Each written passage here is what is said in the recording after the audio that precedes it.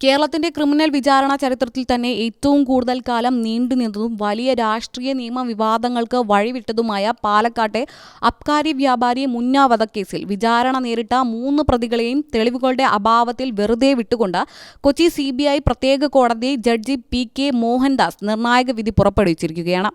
കേസിലെ 1-ാം പ്രതിയായ പാലക്കാട്ട് കോട്ടപ്പുറം പാറക്കോട്ടിൽ വിജയൻ, അദ്ദേഹത്തിന്റെ സഹോദരപുത്രനും 2-ാം പ്രതിയുമായ PK സുധീർ, 3-ാം പ്രതിയായ കൃഷ്ണപുരത്തെ ജോർജ് മംഗളം എന്നിവരെയാണ് സാക്ഷികളുടെയും ശാസ്ത്രീയ തെളിവുകളുടെയും അഭാവം മുൻനിർത്തി കോടതി പൂർണ്ണമായും കുറ്റവിമുക്തരാക്കിയത്.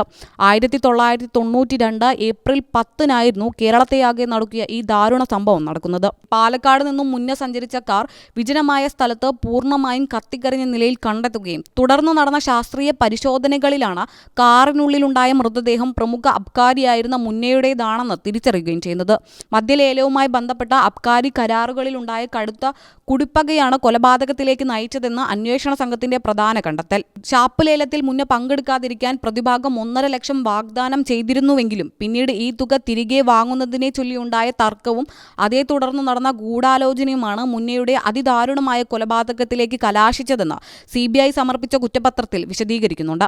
കൃഷ്ണപുരത്തെ പാർക്കോ അബ്കാരി ഗ്രൂപ്പ് പങ്കാളിയും മുൻ MLA-യുമായ P. കുമാരന്റെ മകനാണ് കേസിൽ വെറുതെ വിട്ട 2-ാം പ്രതി PK സുധീർ. കേസിന്റെ ആരംഭഘട്ടത്തിൽ P. കുമാരനെയും പ്രതി ചേർത്തിരുന്നുവെങ്കിലും പിന്നീട് CBI സമർപ്പിച്ച അന്തിമ കുറ്റപത്രത്തിൽ നിന്നും അദ്ദേഹത്തെ ഒഴിവാക്കുകയായിരുന്നു.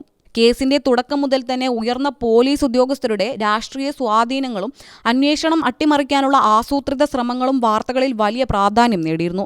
യഥാർത്ഥ പ്രതികളെ സംരക്ഷിക്കുന്നതിനായി സംസ്ഥാനത്തെ മുതിർന്ന ഒരു പോലീസ് ഉദ്യോഗസ്ഥനും പോസ്റ്റ്മോർട്ടം പൂർത്തിയാക്കിയ ഡോക്ടറും ചേർന്ന് വ്യാജരേഖകൾ ചമച്ചതായി CBI പരസ്യമായി ആരോപിക്കുകയും ഈ ഉദ്യോഗസ്ഥരെ വിചാരണ ചെയ്യാൻ അനുമതി നൽകണമെന്ന് സർക്കാരിനോട് ഔദ്യോഗികമായി ആവശ്യപ്പെടുകയും ചെയ്തിരുന്നു. എന്നാൽ ഉന്നതതല ബന്ധങ്ങൾ കാരണം സർക്കാർ ഈ വിചാരണ അനുമതി നിഷേധിച്ചതോടെ കേസിന്റെ അന്വേഷണം ഇഴഞ്ഞു നീങ്ങുകയും നിയമപരമായി ദുർബലമാകുകയുമായിരുന്നു. വർഷങ്ങളോളം അന്വേഷണം നീണ്ടുപോയതോടെ കേസിലെ നിർണായകമായ പല തെളിവുകളും നശിച്ചു പോവുകയും വിചാരണ ഘട്ടങ്ങളിലേക്ക് കടക്കും മുൻപ് തന്നെ കേസിൽ ഉൾപ്പെട്ടിരുന്ന ചില പ്രതികളും പ്രധാന സാക്ഷികളും മരണപ്പെടുകയും ചെയ്തത് വാദിഭാഗത്തിന് തിരിച്ചടിയായി. 1992 നടന്ന കൊലപാതകത്തിൽ CBI കുറ്റപത്രം സമർപ്പിക്കുന്നത് നീണ്ട 13 വർഷങ്ങൾക്ക് ശേഷം 2005-ലാണെന്നതും അതിനുശേഷം നടപടികൾ നീണ്ടുപോയി 2011 സെപ്റ്റംബറോടെ മാത്രം വിചാരണ ആരംഭിക്കാൻ സാധിച്ചതും അന്വേഷണത്തിലെ കടുത്ത കാലതാമസത്തെയാണ് ചൂണ്ടിക്കാണിക്കുന്നത്.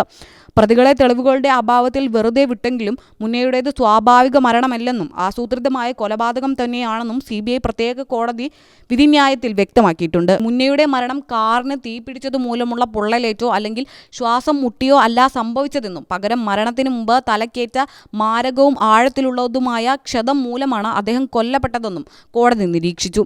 എങ്കിലും പ്രതികൾക്കെതിരെ ചുമത്തിയ കൊലപാതകം, ഗൂഢാലോചന, തട്ടിക്കൊണ്ടുപോകൽ, അതുപോലെ തന്നെ തെളിവ് നശിപ്പിക്കൽ തുടങ്ങിയ ഗുരുതരമായ കുറ്റകൃത്യങ്ങൾ ഇവർ തന്നെയാണ് ചെയ്തതെന്ന് നേരിട്ട് തെളിയിക്കാൻ തക്ക ശാസ്ത്രീയ തെളിവുകളോ സാഹചര്യ തെളിവുകളോ കോടതിയിൽ ഹാജരാക്കാൻ വാദിഭാഗത്തിന് സാധിച്ചില്ല. പ്രതികൾക്കെതിരെയുള്ള കുറ്റം സംശയാതീതമായി തെളിയിക്കാൻ സാധിക്കാത്ത സാഹചര്യത്തിൽ നിയമത്തിന്റെ ആനുകൂല്യം നൽകി 34 വർഷത്തെ നീണ്ട നിയമ പോരാട്ടത്തിനൊടുവിൽ 3 പ്രതികളെയും വിട്ടയക്കാൻ കോടതി ഉത്തരവിടുകയായിരുന്നു.